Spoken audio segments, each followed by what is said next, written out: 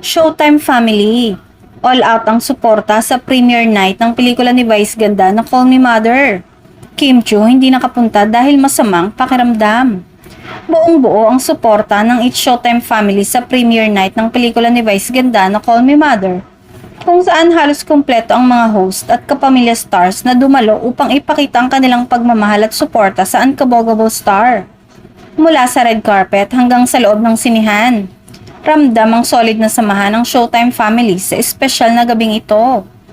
Dumalo si Ann Curtis, Wong Navarro, Jong Hilario at iba pang miyembro ng noontime show. Makikita ang kasiyahan at excitement ng buong grupo habang sinusuportahan si Vice sa isa na namang milestone sa kanyang pelikula. Marami sa kanila ang nagbahagi rin ng behind the scenes moments at mensahe ng suporta sa social media. Kapansin-pansin naman ang hindi pagdalo ni Kim Chiu na isa ring mainstay ng It's Showtime. Ayon sa mga ulat, hindi nakapunta ang aktres dahil masama ang kanyang pakiramdam, kaya pinili munang magpahinga. Gayunpaman, ipinahayag ng fans ang pag-unawa at patuloy na panalangin para sa kanyang agarang paggaling. Bagamat wala siya sa premiere night, hindi pa rin nawala ang suporta ni Kim kay Vice.